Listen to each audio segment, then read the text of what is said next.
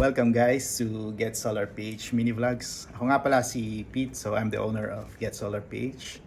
Today, gusto kong i-share itong aming bagong 610 watts na bifacial na solar panels. Ito na yung mga bagong lumalabas sa market na solar panels. So ito nga, ipapakita ko sa inyo yung aming bagong deliver na 610 watts na OSTA N-type bifacial. Let's go! Punta lang tayo dito sa aming munting lalagyan ng aming mga stocks. So this panel is yung OSDA na 610 watts bifacial N-type. So pakita lang natin na dalawa yung faces na nung solar panels na to. Ito yung front side niya. Yung kaninang nauna, siya yung back side ng ating solar panels. And gusto ko rin ipakita yung ating plate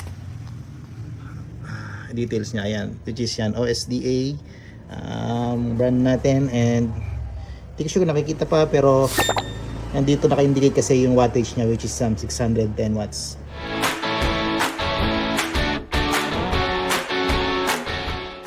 So ano bang meron dito sa bifacial na to? Ano ba yung hiwaga ng ating bifacial solar panels na to? Basically, nakakapag-harvest nga siya from front and rear. And then, ang isang advantage pa niya is ang lifespan niya, not unlike the previous one, which is 20 to 25 years. Ito is nagre-range na siya ng 30 to 35 years. Dahil nga dun sa mga PV modules na naka-install na rin dun sa back ng panel. And then, yung na-harvest niya is 5 to 30% more compared dun sa previous na solar panels natin. And then kahit medyo makulimlim nga, mas mataas yung harvest niya, lalo na kung may nagre-reflect dun sa back ng panels.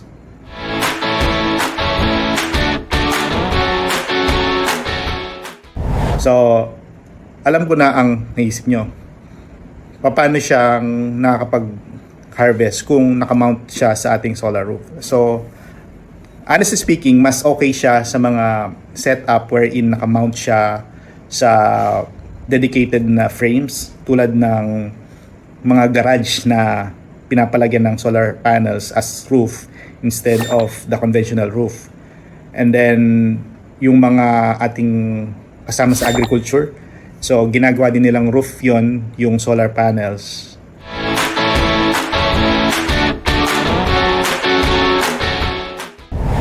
So the lighter yung mga nakasurround, say may building, may simento, or kung ano man yung nasa paligid ng solar installation, the lighter yung colors nila, mas maganda yung reflection niya papunta dun sa rear panel. Yun lang naman yung how bifacial solar panel works.